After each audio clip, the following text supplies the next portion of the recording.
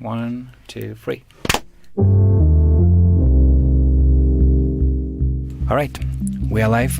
Hello, everyone. This is not a podcast. My name is Karolis Vyšniauskas.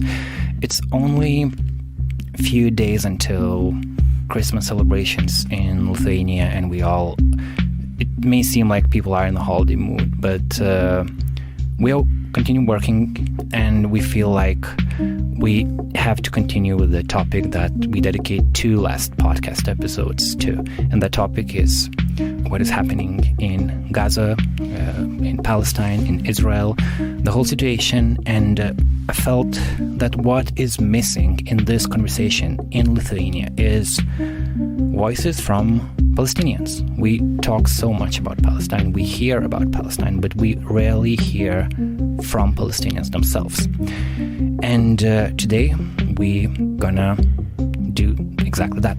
We have people in the studio who I'm really happy for being here and for agreeing to talk. And why don't we start from Michel?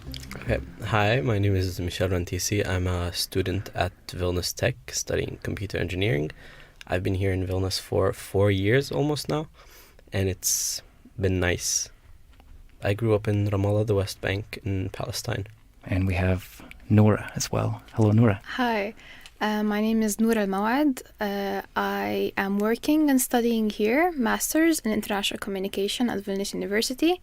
I've been here for 1 year and a half, living in Vilnius, and I'm a Palestinian refugee born and raised in Lebanon. Also, we have our friend and colleague here, our former intern, actually, Austėja. Yes, hi. I'm Austėja Pūraitė, and I'm a 4th-year student of political science at Vilnius University. And as Karolis said, I was an intern at NARA, and I still can't leave. All right. I want to start from this exact part where why I want to have this conversation. First of all, when I wanted to invite people to podcast who would be Palestinians living in Vilnius, I understand that it's pretty hard to do that because there's only so few of you here in this city. Michel, Noura, do you feel like there is a Palestinian community in Vilnius, in university or outside of university? Not really, because our numbers are pretty few, and from this year I've seen a bit of a community for Palestinians, but rarely it's just an Arab community sense rather than a Palestinian one. There's not that much people here that are Palestinian or even know what Palestinians are or anything about us, so not really, no. Mm. Yeah. I don't think there are many Palestinians here, even whether in Vilnius or Lithuania in a whole. I think that even Vilnius is a capital of Lithuania, of a European country, and usually capitals, they have so much diverse people from all backgrounds, and even the Arab community, I think, is small in Vilnius. Yeah, but when we say small, in terms of Palestinian, it's just super small. I managed to, through my connections, I found you, and I have 2 other people in mind. I don't know if there are more 5 people. Maybe there are, of course, there should be, but it seems that it's a very small community. Yes, it is. Yeah, we're in a single digit. That's it. I think there's no more than 10, maybe, if we over extrapolate it. Yeah. Yeah. And Austėja, I don't know how it feels for you, because it seems that when we don't have actual Palestinians and we cannot hear from them, then the whole conversation kind of becomes very strange, that we are talking about people, but we're not talking with those people. And as you are a fellow student, a Lithuanian student, how do you see a need of this kind of conversation? Because on one hand, there's a lot of interest in Palestinian identity among Lithuanian students, it seems so, among young people in Lithuania. On the other hand, there are not that many direct connections. So as you are a student of political science, why do you care about this topic? And how do you see the whole conversation in Lithuania? Sometimes I think it seems that it's very far away and that it would be easier to choose not to think about it. But I think that it's important to remember that what is happening in the Middle East, that it isn't isolated, and it's a reflection. I think that it's a reflection of a broader themes that touch us all, which is injustice, conflict, the yearning for peace. So the struggle of Palestine and its fight for recognition and for some kind of resemblance of normalcy again, I mean, it resonates with me, like with a part of me I cannot ignore. And I think that in Palestine we can see not only some kind of distant conflict, but also a very, but a mirror that reflects our collective weaknesses and strengths, and a reminder for our collective responsibility for each other, towards each other, no matter what the distance that lies between us. And we know the official numbers. We get the news from Gaza every day, and right now before the recording I just checked the official number of death, people being killed in Gaza. It's surpassed 20,000 actually this night. There was October 7 attack by Hamas where 1,200 people were killed and more than 200 people took hostages. So we know those facts, and today I kind of feel like we cannot really say much new about that, and people can get that information anyway. So what I'm interested today is to hear your personal stories, Michelle and Noura, to kind of bridge this divide and have a different perspectives, I guess, on who Palestinians are, because when you follow the public conversation, there's so much demonizing, and there's connections with terrorism. It seems that every Palestinian becomes somehow responsible for what Hamas did. And as a journalist, as a fellow Vilnius living here, I just feel like that's such a limited view. So why don't we start from the very beginning? How did you grow up, and how did your life story brought you to Lithuania? And it's important to say that you are very young people. You are in your early 20s. So if you could briefly talk about your life stories and how did it brought you to Vilnius, that would be important to know. Noura, maybe we can start from you. Yes, so just to give like some background story about myself is that I'm a Palestinian refugee. I was born and raised in Lebanon, as I said. I've never been to Palestine in my life, but my grandfather used to live in Palestine. So the story goes is that in 1948, which is like the official year where the occupation of Palestine began and the ethnic cleansing of Palestinians, my grandfather used to live with his family in northern Palestine in a small village called Safuri, which is a few kilometers away from Nazareth. And they got displaced. And I will just talk a little bit about my grandfather because it's an interesting story of how he got displaced. Is that on July 1st in 1948 specifically, my grandfather's mother was visiting her family. And coincidentally that day, she only took my grandfather and his sister. And she left the other children with their father, my grandfather's father. And she went to visit her family. And then when the village was attacked, she had to run away. My grandfather's mother had to run away with her family. So she took my grandfather and his sister with her. And they walked and got displaced until they reached Lebanon, southern Lebanon. And they settled in tents in a city called Saida, which I grew up in. And by the time these tents became a refugee camp, where I was born and raised also. Like my grandfather's family was torn apart. Half of them, him, his sister, and his mother, they got displaced in Lebanon. They became refugees in Lebanon, while his father and his siblings, they stayed in Nazareth. My grandfather died a few years ago of cancer, and shockingly, 1948 was the last year that he ever saw his family. So the last time that he ever saw his siblings and his father was that when he was only 3 years old. The reality of occupation, tearing families apart. And that's how I became a refugee in Lebanon. Because my grandfather became a refugee, I inherited the status of refuge from him. Although I've never been displaced, I mean, like, I didn't, go through journeys or walked from one country to another. And I became a stateless and refugee because Palestine does not exist anymore as a country. So I'm neither Palestinian nor Lebanese legally, and I'm a stateless and refugee, and I grew up in a refugee camp in Lebanon, and at the age of 18 I got a scholarship to study my bachelor's in Malta, and then from Malta I came to study my master's here in Lithuania. So just to understand this, just to kind of strike this important point, so you've never been to Palestine, but you identify as a Palestinian very strongly, as I can hear. Yes.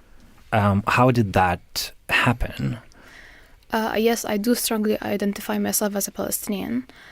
I won't lie that there were like phases in my life that I grew up and I felt that I had an identity crisis. I didn't know whether I'm Palestinian or Lebanese because I'm both and neither at the same time because I don't have citizenship of Palestine or Lebanon. So I grew up not knowing who I am.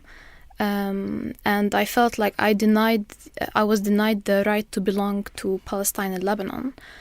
But that's like the secret of being Palestinian, that you're a refugee, but you still yearn for belonging to your homeland.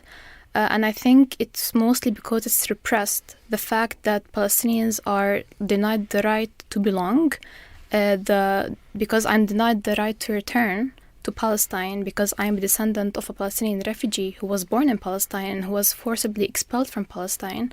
So, this denial of right, I think, embeds on you more to belong and feel strongly. And even though I've never been to Palestine, and Palestinian refugees who were born outside Palestine, they all feel strongly that they're Palestinian. And we have the same accent as if we've never left Palestine. We still celebrate Palestinian traditions. We still cook Palestinian dishes. We still dance on Palestinian songs. We preserve our Palestinian culture. Really as if we've never left Palestine. So I think it is when you deny a human being a right, it makes that person want that right more strongly. More, yeah, yes. That makes sense. Kind of reminds me of, for example, Lithuanians who were, after the war, came to United States of America and couldn't come back to Lithuania because of the Soviet occupation. They had such a, for example, Lithuanians in Chicago, they have such a strong Lithuanian identity, even stronger than what we have here. Or, for example, Jewish people, they couldn't come back to, for example, to the city of Vilnius, where it was a Jewish city before and after the Holocaust. It wasn't, and now they cannot come back to the city, to the places here in Vilnius. So I understand that not being able to reach the place where your family's history is from. Michelle, in your situation, it's a bit different. You grew up in Ramallah, and talking about grandfathers, your grandfather is a very important person in Ramallah, as far as I know.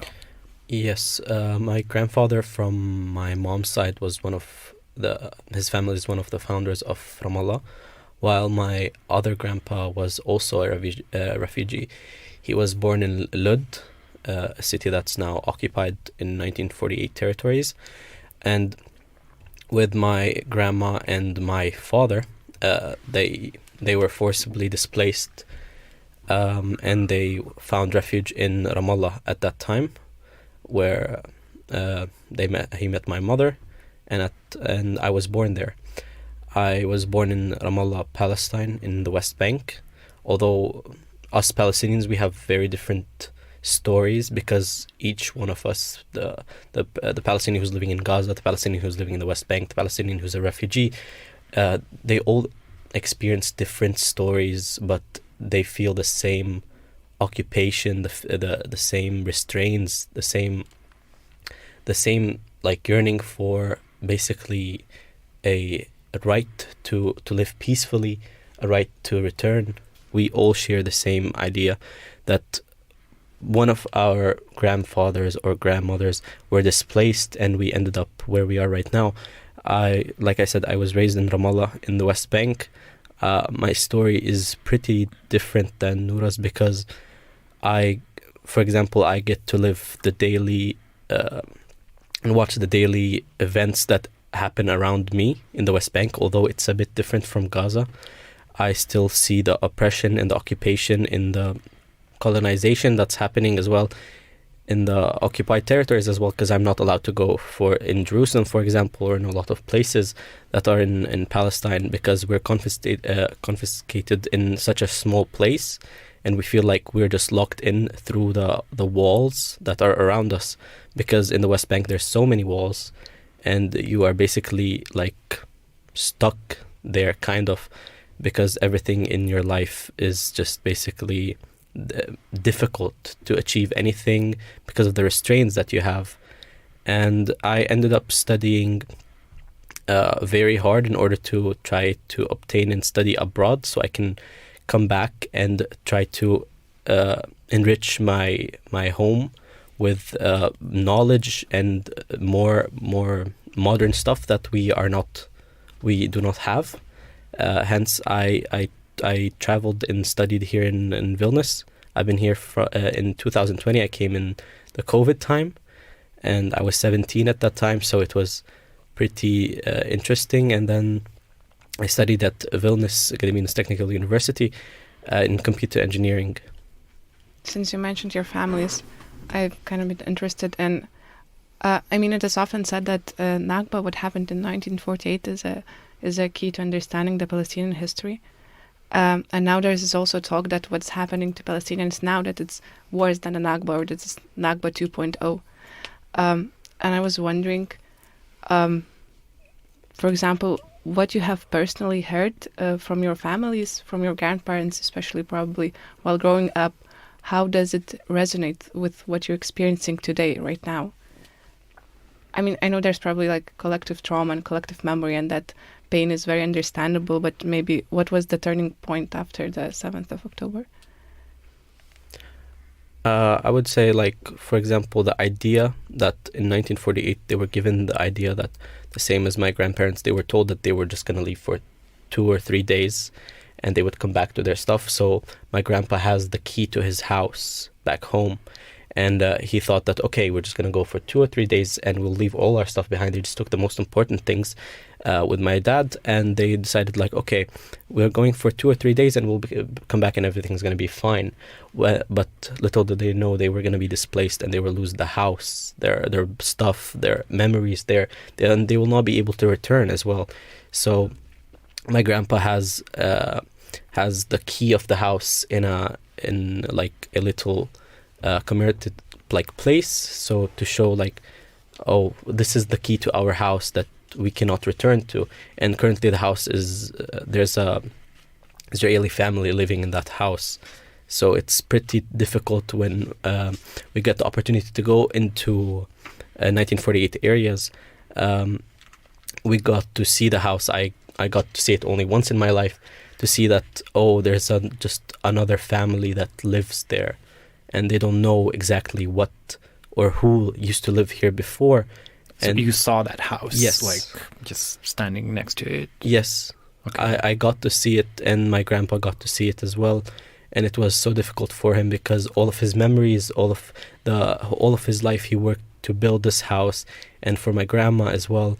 And just to see someone else living in their place, basically, and use their same utensils, use the same stuff, it's so harsh and difficult for him, because also you build your whole life in order to establish a home and a family, and then you get displaced and lose basically all of it, and how you have to start over in a different city with such difficult conditions.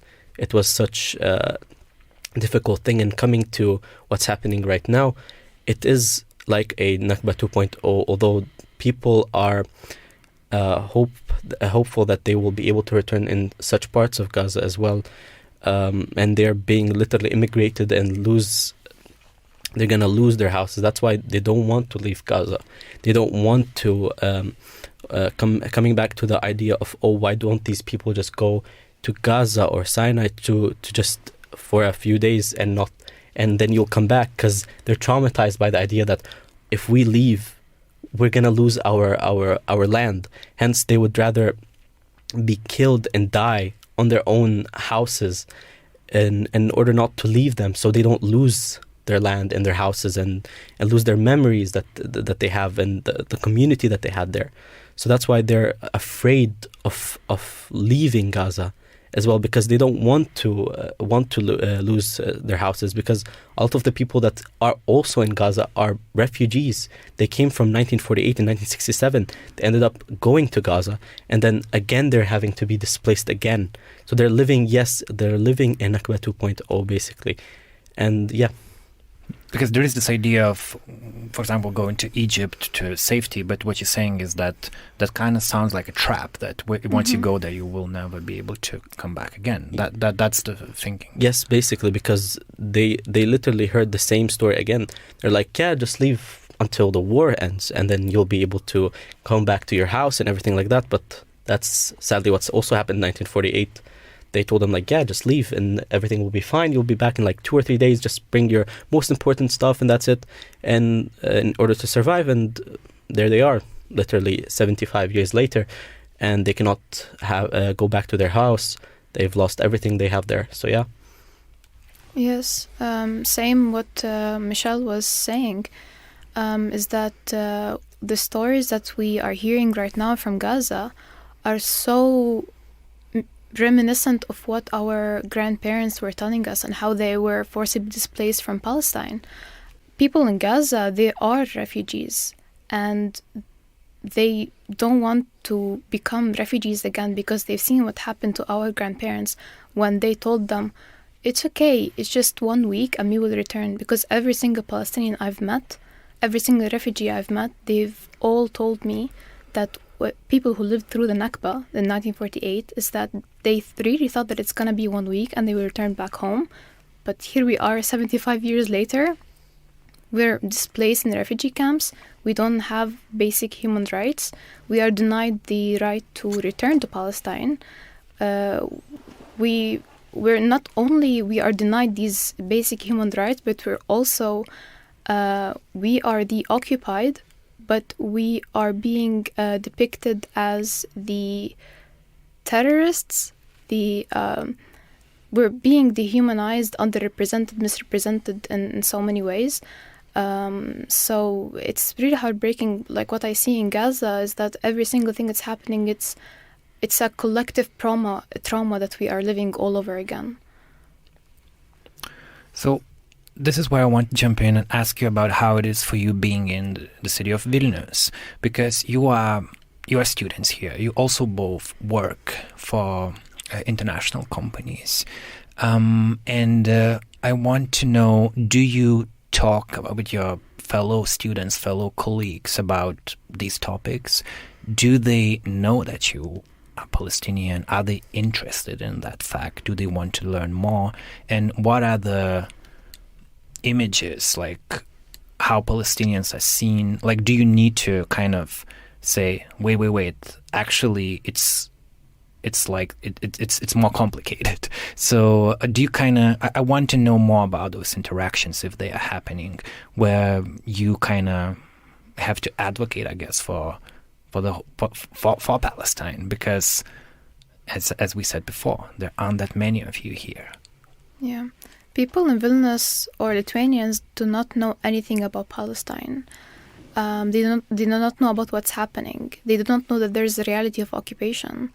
And there are not many Palestinians here, so they do not meet and interact with Palestinians and listen to their stories.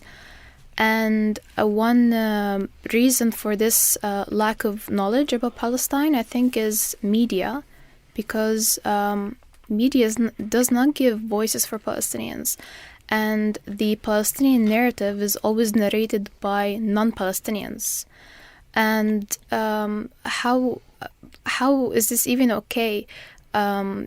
who's better to represent the Palestinian story than the Palestinians themselves?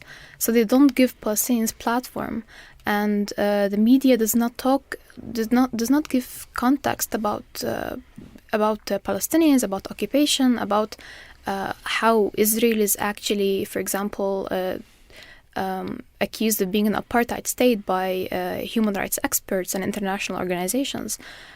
So they don't know the reality there, and also there's it's also like the ideas that related to Orientalism in a way, is that how like European media and European countries, they perceive Eastern countries and Palestine as an Eastern country. And it's always that we're classified as the uneducated, the ignorant, the uncivilized, the primitive people. When I have interactions with the Lithuanians here, they get surprised that I'm Palestinian. They tell me, "You really? Like, you don't look Palestinian." And I tell them, how does a Palestinian look exactly like? And then they stop here because they don't have an answer for that. Because just that there's a stereotype of Palestinians that we are uneducated, we don't know how to talk, we are just religious extremists, and even like at some point that we are physically ugly. And they ask me, how are you white and Arab? How are you white and Palestinian? Really? Yes.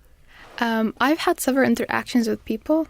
One of the interactions is that I met a Lithuanian girl, and we were talking, and she asked me, where are you from? I told her from Palestine. And she told me from Pakistan. Again, they don't know Palestine. And then she told me, can you show me Palestine on the map? She opened Google Maps, and there's no Palestine, it's just Israel on the map. So I had to explain her a little background, and then she was like, oh, Palestine and Israel, now I understand, it's the conflict. And she told me, but you don't look Palestinian. You're white. Palestinians are not white. But it's just that Palestinians, they're white Palestinians, they're non-white Palestinians, just that they don't know about anything about us. And she started asking me about our culture. She told me, how do you have rice in your country?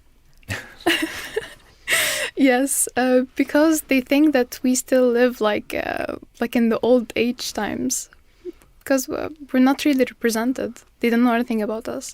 Well, yeah, that's why you're here today. And Michelle, do you have stories similar to that? Yeah, to be honest, when I discuss with someone or say where I'm from, I usually get the question like, how is it back home? And then it gets so difficult because a lot of people here want to know, but to be honest, they think it's so complicated. And it comes back to the idea that the narrative of the media makes it so complicated. When I've been here for almost 4 years now, I didn't hear anyone talk about Palestine before October the 7th. To be honest, it was so difficult. The sense of community that was in Vilnius this year was truly amazing for Palestinians, because it saw a boom of people who are interested in such topic and advocating for Palestinian rights and humanity. And before, when I was here for 3 years, I did not see any of it. And it was so difficult when there was stuff happening in 2020, 2022. So when I usually talk with someone and I ask them, they ask me, where are you from? I'm say Palestinian. They asked, okay, what's happening back home? If I go into details, they get shocked. They get shocked of the daily life that Palestinians struggle, the images of what people experience on a daily basis. Anything related to it is a shock factor for people here in Lithuania. I come to them and I'm like, my name is Michelle, and I'm from Palestine. My name is different. And then I add on top of it, I'm Christian as well. So it shocks the idea that, what? There's Arabs that are Christian as well, and a Palestinian that's Christian, not knowing that Jesus was born in Palestine. He's from Bethlehem. It's like 20 minutes away from my house, and it's pretty funny. Like everyone's celebrating Christmas here and everything like that, not knowing Jesus was Palestinian basically. Lithuanians are not desensitized when it comes to human rights topic. because for example, the solidarity movement in Lithuania with the Ukrainian struggle against Russian occupation is extremely strong, and rightfully so. Fighting against aggression, fighting against occupation is the right thing, and supporting it is the right thing. But again, I blame so much of the lack of representation and misrepresentation of Palestinians on the media, because the media exacerbates a lot of the dehumanization of Palestinians, and they always represent the topic as a conflict between Palestine and Israel as two equal sides, not as an occupier and occupied, but as two equal sides that cannot agree on anything, cannot have peace, cannot coexist. So once you frame the topic in that way, then immediately you would not see support from the people. So the media, a lot of the blame lies on the media for sure. And talking about coexistence, and I guess that's one of the things I always believe in when I do journalism, is that there's more than connects us than separates us. And I remember when I came to the West Bank and Israel during the trip for EU journalists. I was there in 2016. We spent 10 days and went to different places from Bethlehem to, we were staying in this Beit Sahura, I think the place was called. Also went to places like Hebron, for example, where you see a big division where the Jewish community is living, the Israelis are living, and the Palestinians, and also we also went to one of the settlements where you see a completely different kind of life than in other places in the West Bank. Also went to cities like Haifa, Tel Aviv. So yeah, I remember it was just so overwhelming to just come from Lithuania and see that big division, that people are so close to each other, and yet the whole system is so dividing them. And then Michelle, when we were talking before the interview, the earlier day when we were discussing what we should talk about, I was really fascinated by one story of yours, that when you came here, basically you became good friends with one Jewish person, and you had a whole story behind that. I kind of want to share that, if you could share that with the listeners, because there's so much in it. Yeah, so when I came here in 2020, I met a Jewish girl that had the same name as me. And funny enough, she was brought up in a Zionistic school in Vilnius that follows under the ideas of Israel and everything like that. And it was such a different and eye-opening idea, because back home we usually don't get to interact with Israelis, because the media wants to portray it's a religious problem and everything like that, not knowing it's just Zionism is not the same as Judaism. So it creates this barrier between religions and people, which makes it such difficult to talk with them. And when I met this person in Vilnius, it was such a interesting period of time, because when I met them, I was so afraid that, I'm in Vilnius, but I don't know, this person might be able to harm me or anything like that because I'm Palestinian. And they had the same idea as well. They were afraid that because I'm Palestinian, I'm scary and I will hurt them and everything like that. And it was... But wait, you met each other on a dating app? Yes. And did you know, I don't know, did you have a Palestinian flag next to you? Yes. Really? Yeah. Okay. Yeah. Because as Palestinians, we always have to represent ourselves, and I'm very proud of it. So I always say, I'm one of the 3 people, Palestinians you can find in Lithuania. So it's pretty funny. But yeah, she knew that I was Palestinian and she was Jewish, and she decided to message me about it and say and made fun of the idea, what are you doing here, and something like that.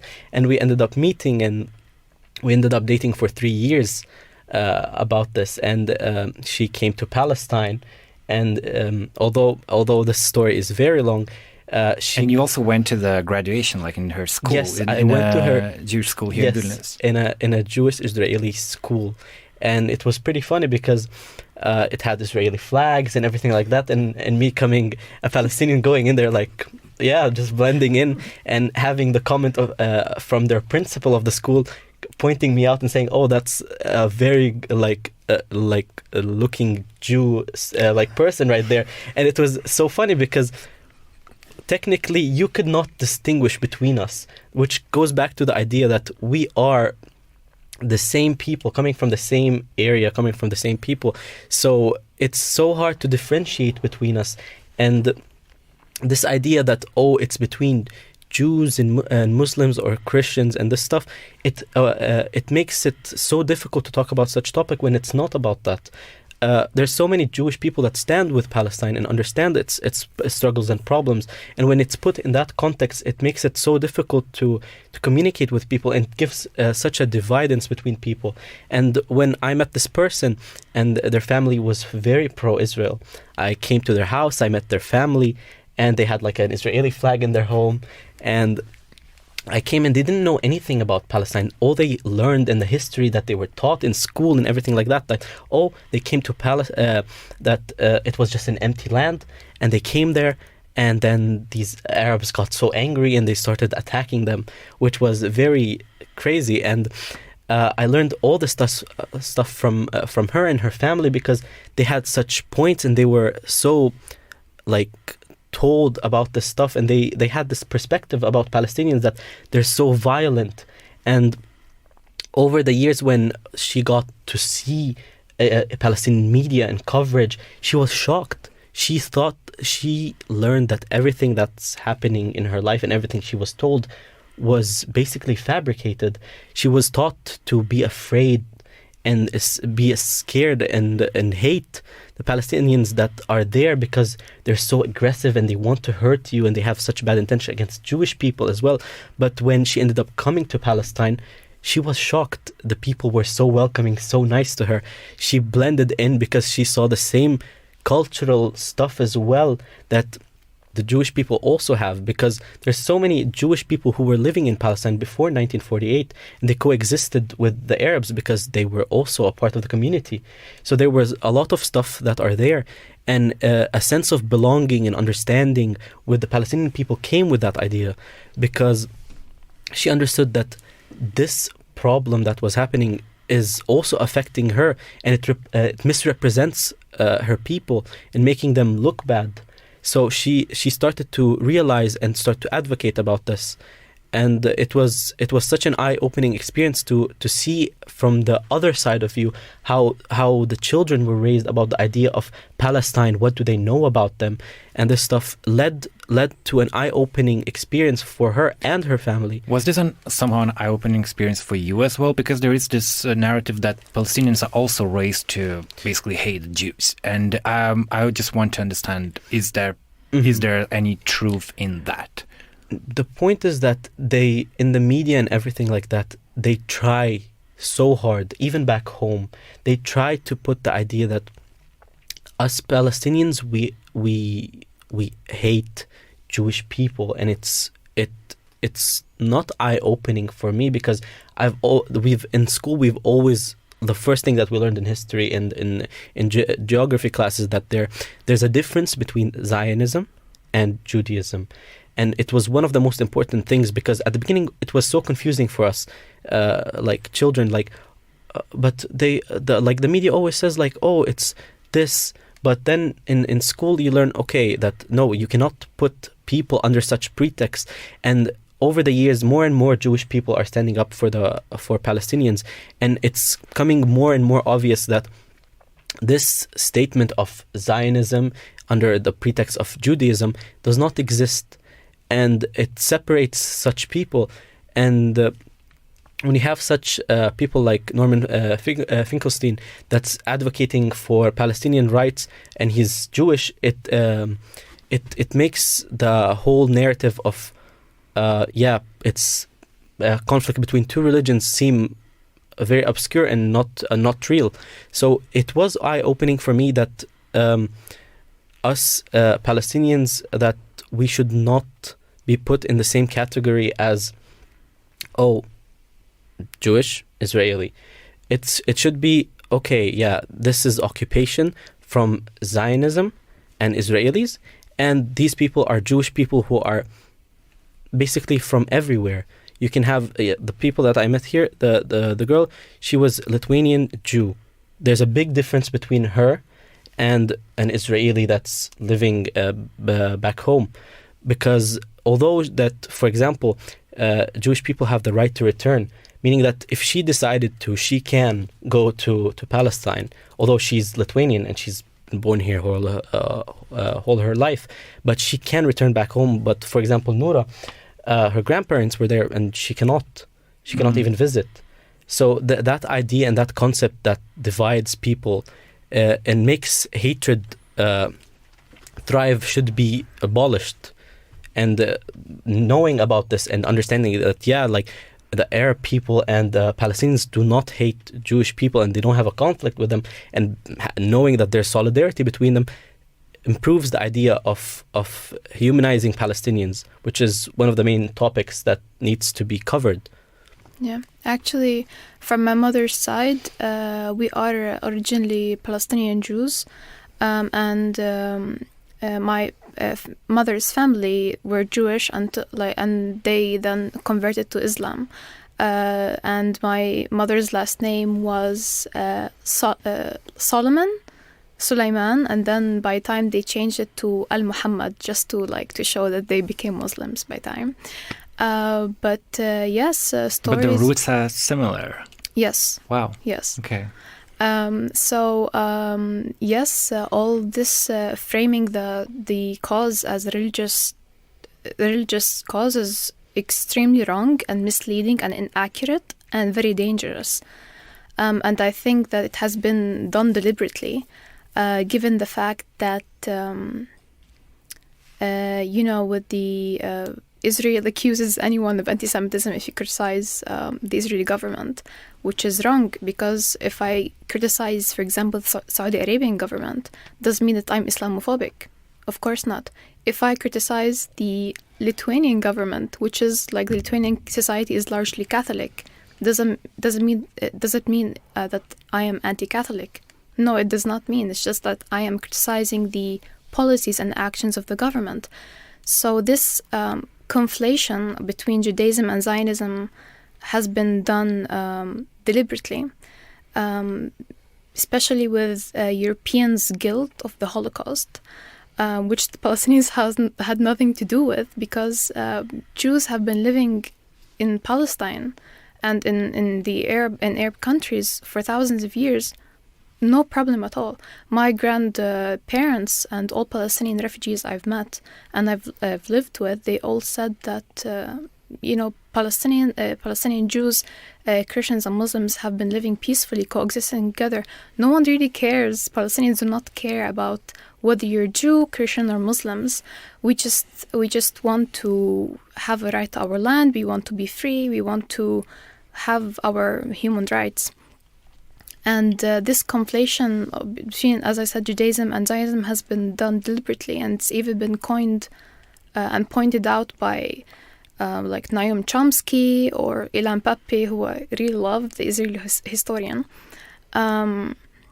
just to discourage people from talking about what's happening. Because once you frame the topic as a religious topic, then people back out. Yeah. If you frame it as anti-Semitism, people get scared because, as I said, it's because of the what happened, the horrors that Jews went through in Europe. But again, anti-Semitism is the ideology of anti-Semitism in its core is actually European.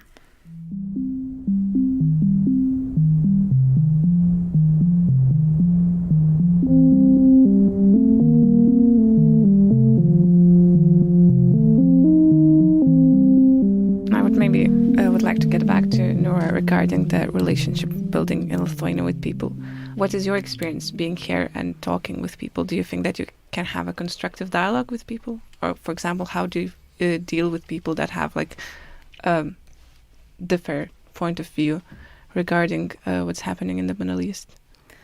Honestly, I think I have changed many opinions, like for Lithuanians on Palestine, because they've met me, because they all have this idea of what a Palestinian is. As I said, the uncivilized, ignorant, uneducated person.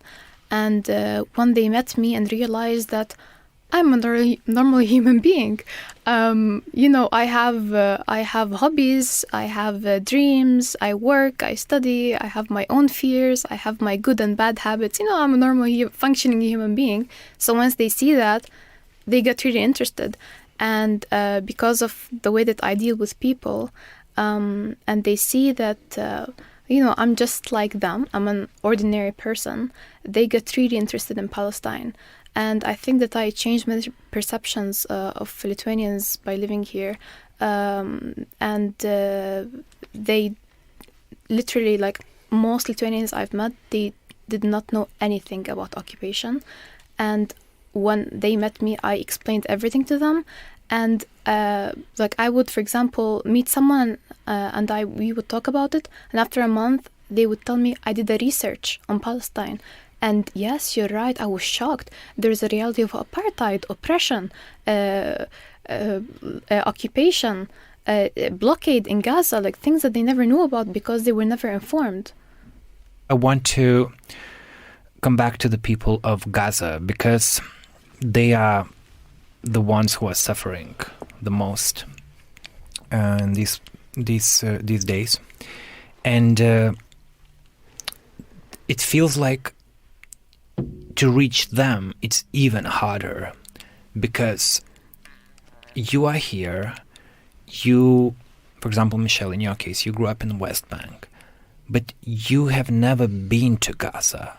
Just like Noura, in your case, you couldn't be there as well. So again, there are people who you identify with as your people, but they are unreachable to you.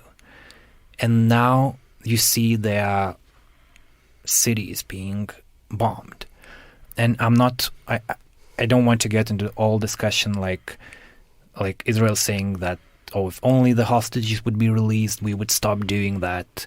It's just all like narratives. I feel like it's a fight of narratives of who is one to blame, who is a victim, and I'm not going there because what I'm interested in is people being there and being see the whole destruction to them. And I just want to understand, so like you being here, what do you do about it? Because I guess it would be, there's this term survivor's guilt, right? That you almost feel guilty that you are living normal life here.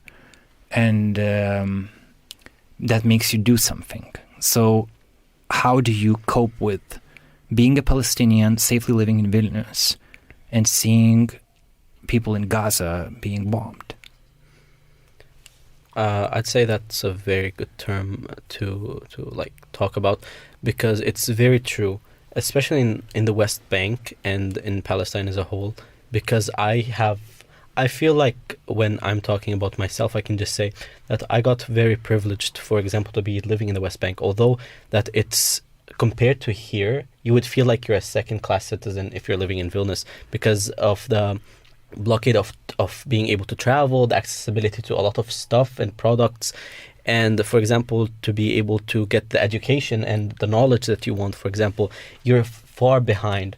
And this sense of survival guilt is one of the biggest motivators and pushers for me to try to achieve as much as I can when I'm studying abroad, because of everything that's happening back home, because it makes me feel so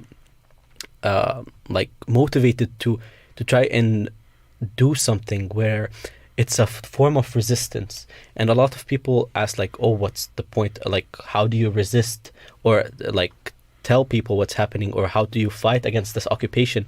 And one of the most important things, because I'm living abroad, is through my voice and through my privilege of being able to be outside, to tell people and to give knowledge. Like we said, knowledge is power, and telling people about what's happening.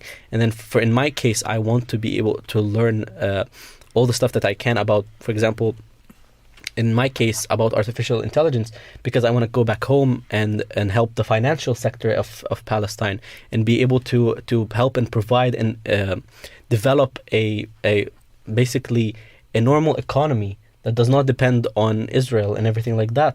So when we want to do such stuff, it's a form of resistance. That's a way to deal with the survival guilt that we get here, the privilege that we get as Palestinians that are living abroad, that are not facing the struggle of the Gazan people.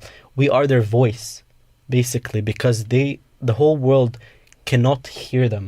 And we have to post, we have to share, we have to talk about it.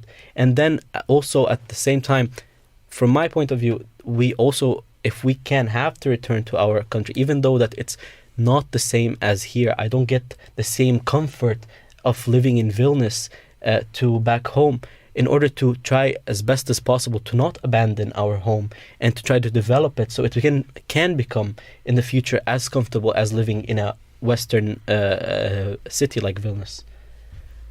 Yes, it's everyday guilt that I'm safe, my family's safe, like I have everything around me, and my people, the Palestinians in Gaza, are being shelled every day. So like I never stop thinking about them. Every single day I wake up. I'm not even like, ever since things started, I haven't been sleeping well at all, honestly, because it's been really affecting me psychologically. And for like at some point, for like a whole month, I just didn't want to see anyone. I didn't want to talk to anyone. I felt like I couldn't even work properly, because I felt like wherever I go, I'm an open wound. And we feel so helpless. And what is the maximum thing that we can do is we talk about it. And talking about it in Europe, it's actually difficult, because there are dangers to talking about Palestine in Europe nowadays. And Palestinians are disappointed in a way, because Europe has always talked about, how it's a hub for civilization, hub for human rights, for freedom of expression. But it turns out that it is limited freedom of expression, and Palestinians are excluded from this. And you cannot openly and freely talk about Palestine, although we're just talking about the reality of occupation. For example, I understand if it's anti-Semitism, yes, of course, that is wrong, and it's not freedom of expression when it comes to anti-Semitism. When it comes to talking about a genocide that it's happening, people being bombed indiscriminately, starving people, collective punishment. When I talk about these are crimes under international law. But, we don't feel that there is enough space for Palestinians to talk about it.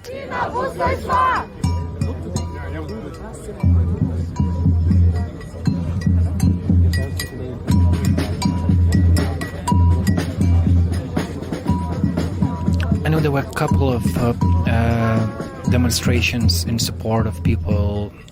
What is the right way to put it? I guess it would be in support of ceasefire, and where people who care about the victims of Gaza, they gather together. And those demonstrations are pretty small compared to what was happening in different places in Europe or in the US. And the reaction to them was like, those people were portrayed as Hamas supporters, as anti-Semites as well. It kind of works as if seeing that every Jewish person is somehow is connected with Israel as well, which is also a form of anti-Semitism. So in your case, were you in those demonstrations? What was the feel, and how, because that was one of the ways to show that you exist and to raise your voice. How did it feel being there? Did you, I said earlier that you here are safe in Vilnius, but that can be prejudice on my side. Maybe you don't, at that time, maybe you didn't feel that safe at all. What can you share from those moments? I was at the two events that happened, and To be honest, it was very heartwarming regarding this topic because, like I said, in the past years, there was no sense of community or camaraderie for Palestinians here. And for this year to have like 2 events about talking about the ceasefire and everything like that was very nice. The amount of people that came and came for support, especially on the second demonstration, because it was in a blizzard and the people were snowing so hard. Yes, and it was, to be honest, I was going there and not expecting people to show up. And I went there and I saw more people than the previous one, which made me so happy because people learned about what's happening, and then they came to support the idea of a ceasefire. And the idea of being safe here is also very important because at that also in every demonstration there were Israeli flags, but like everything that's happening, the demonstration went good.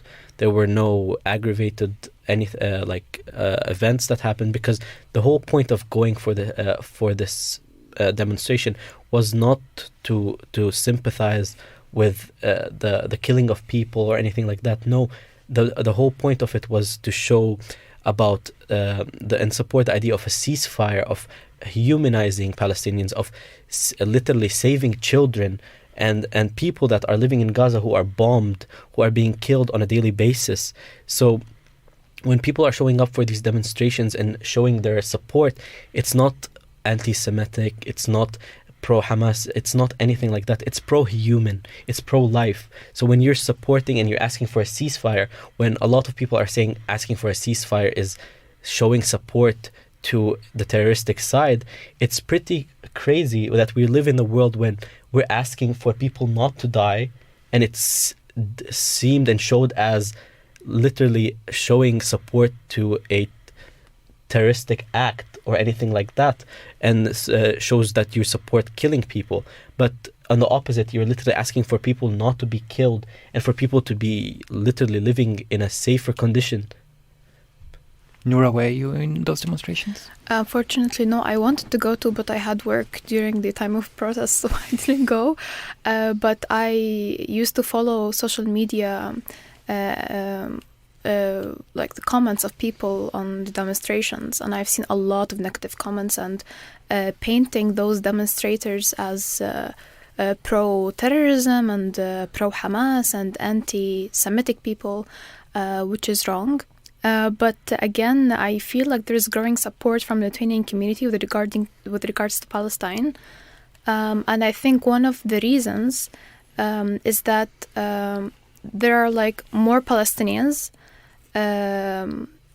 around, and Palestinians are traveling all around the world. They speak multiple languages. They know their story, their experiences, their identity. They know their rights. So they are like interacting with Lithuanians and other Europeans, and that's how Lithuanians are knowing what's happening in Palestine through these Palestinian people. And also, honestly, because media is not showing anything of the reality, and I attribute this growing support for Palestine in Lithuania to social media, which is an alternative media, which gives a platform for marginalized social groups, and it's giving context and the right terminologies to use on the cause, so people are growing more aware of the reality of occupation.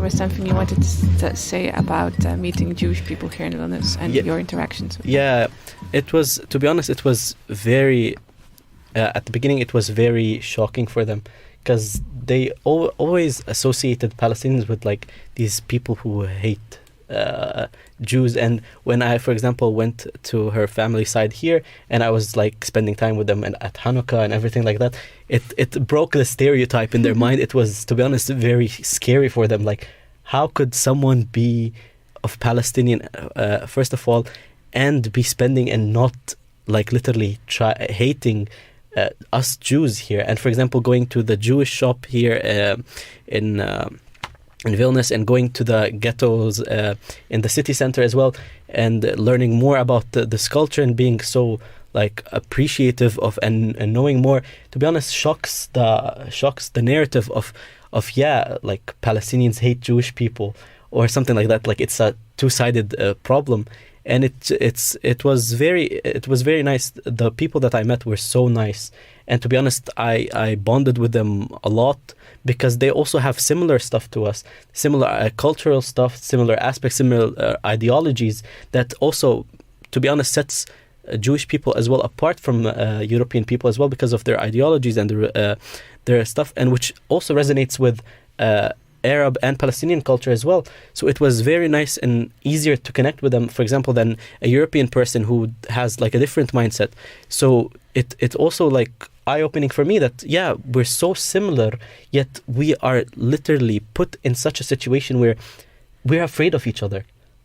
And you're afraid that the person who is Jewish, who doesn't have to do anything to do with Israel, you're just afraid of them because of the representation of Israel with that. So it becomes such a scary situation for both sides who are Jewish and Palestinians that are living abroad, like to interact with one another, because you don't know what the other person is. If he's a Zionist extremist and supports them, that means that he hates me for basically being me. And same idea is printed on them, like, oh, he's Palestinian, he should hate me. When on the opposite, when we meet, it's more like we click better than random Europeans because we have so much in common. Yeah, actually, when I moved to Vilnius, I accidentally met a Israeli-Lithuanian girl. I was hanging out with my friends, and she was like the friend of my friend. And I didn't know that she's Israeli. She didn't know that I'm Palestinian. And then we were talking, and she knew that I'm Palestinian. She was absolutely shocked. And she told me, you're the first Palestinian I meet. Like all the time she was just sitting and staring at me. And like I could tell from the way that she was staring, is that like how a Palestinian is a normal person, because like there's so much propaganda that they're brainwashed to think that like we became to them like legends, legendary monsters that they've never met, and they have no idea who they are, and so they never felt that human interaction between us.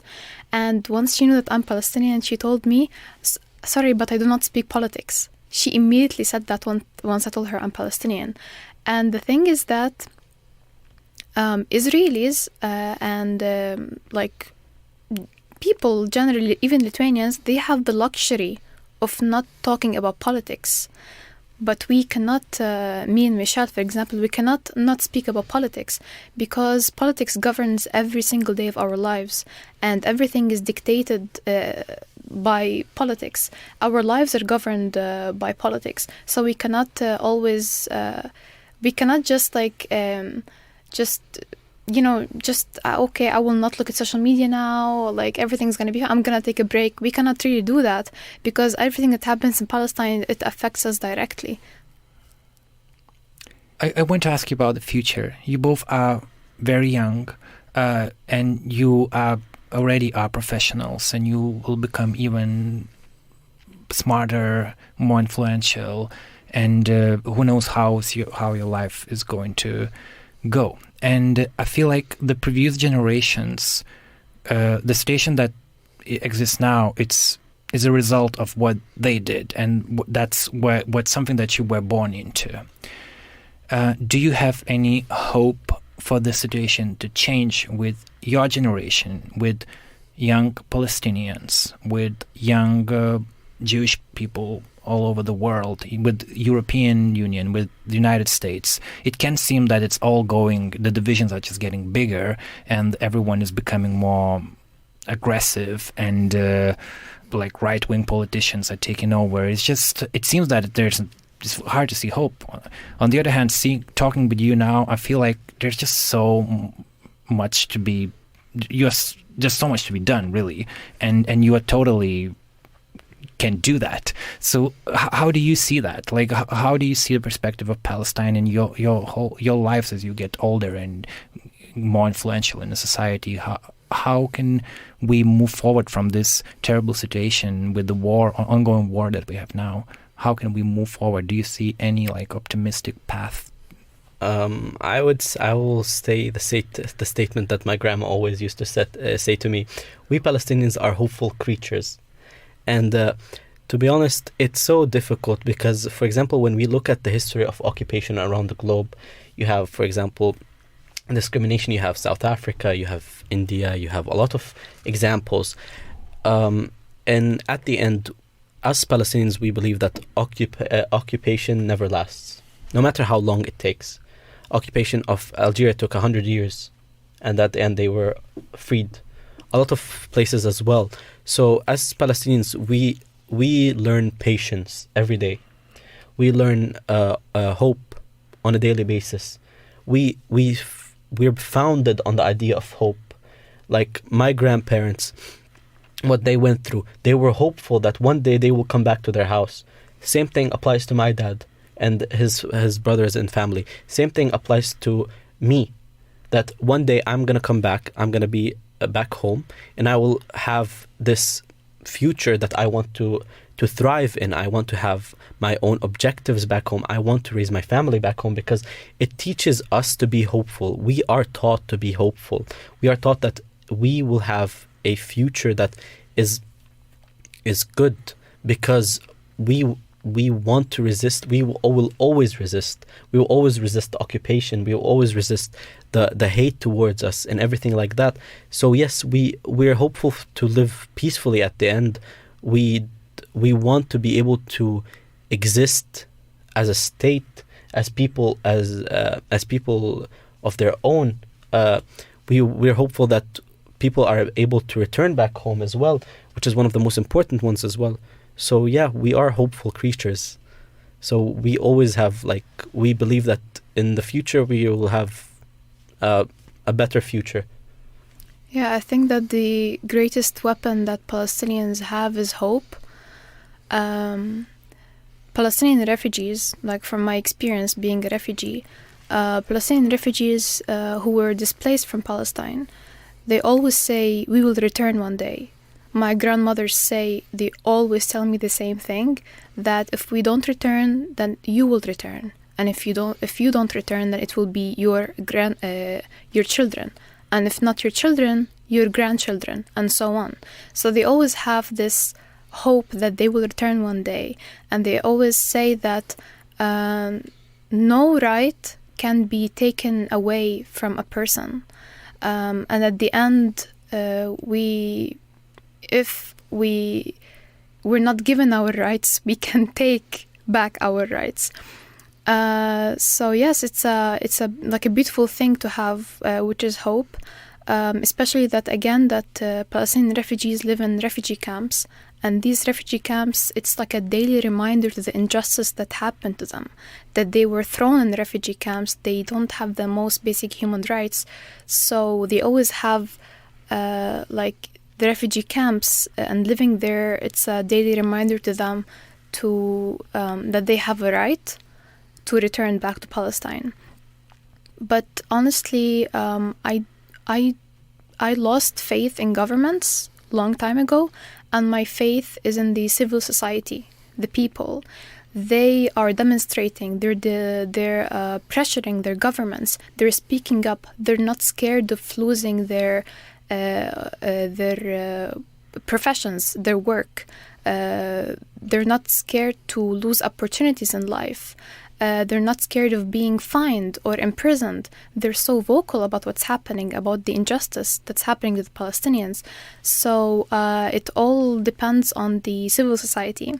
And honestly, the European media and the American media, they are giving more voices to the Palestinians now, after October 7th, because of the pressure that they got from the civil society. So the civil society is really making an amazing change.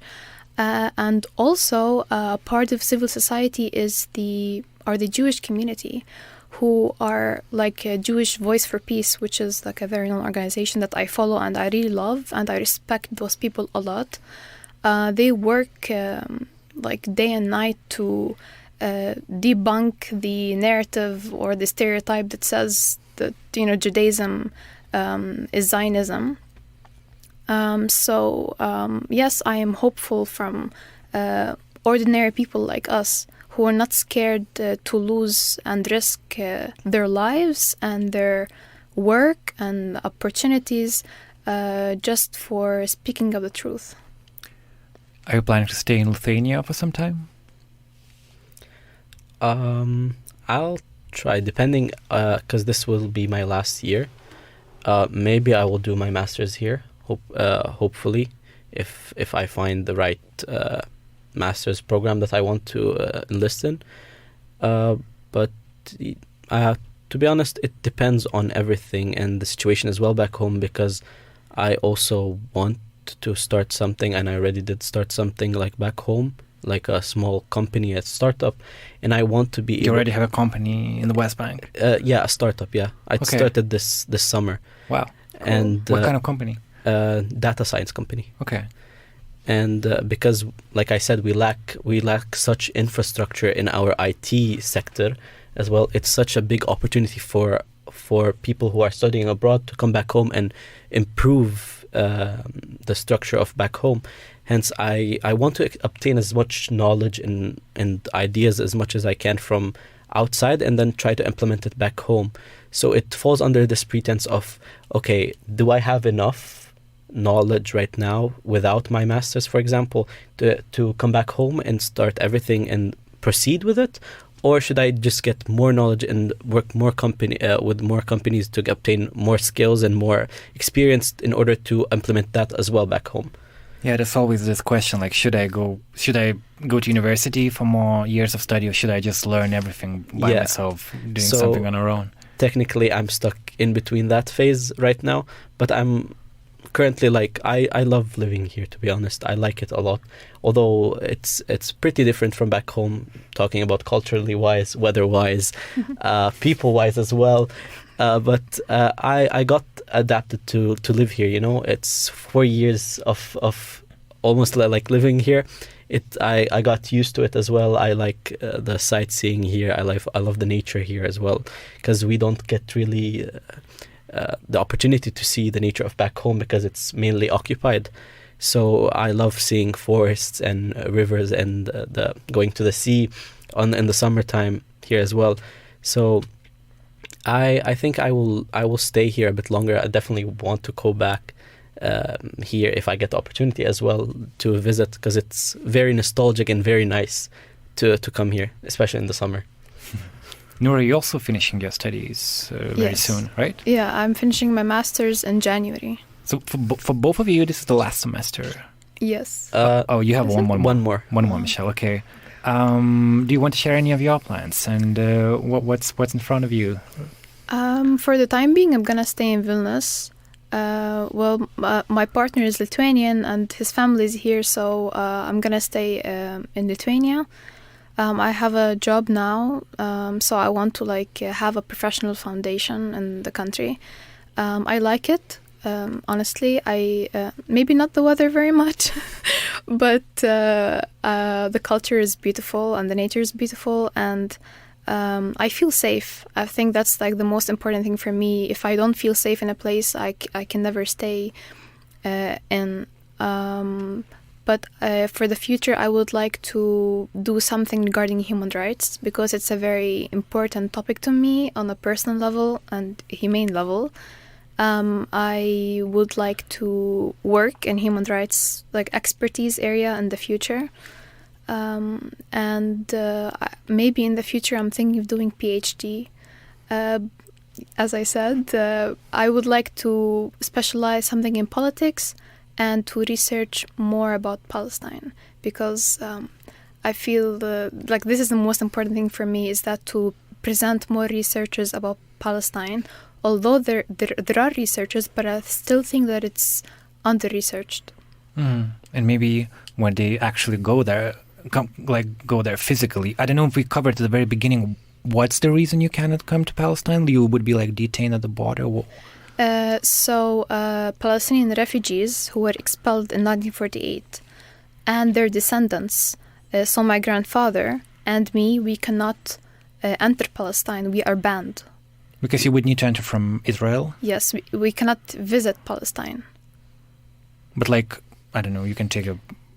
you can buy a ticket from Vilnius to Tel Aviv, for example. No, I cannot.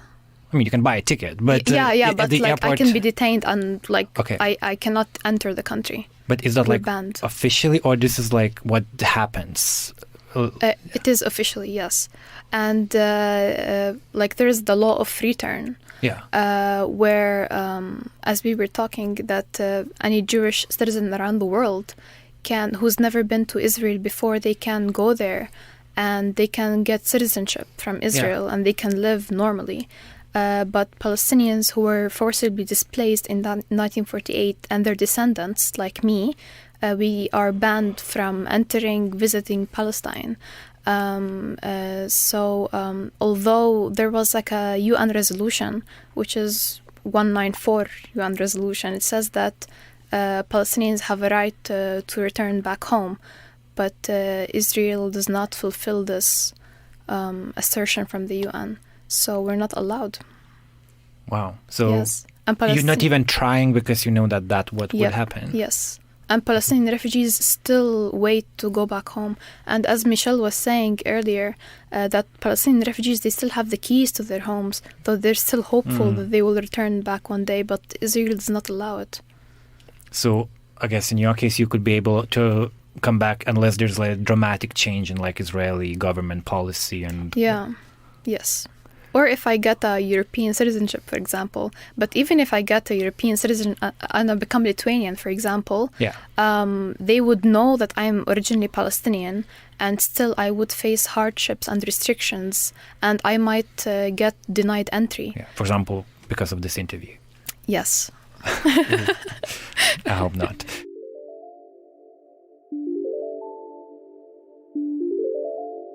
What I really like about what I heard from you and the whole situation that we're in is that I like the idea of the city of Vilnius being a place where you can feel safe and hopeful and make new connections that you wouldn't be able to make in the places where you grew up because of the political situation there.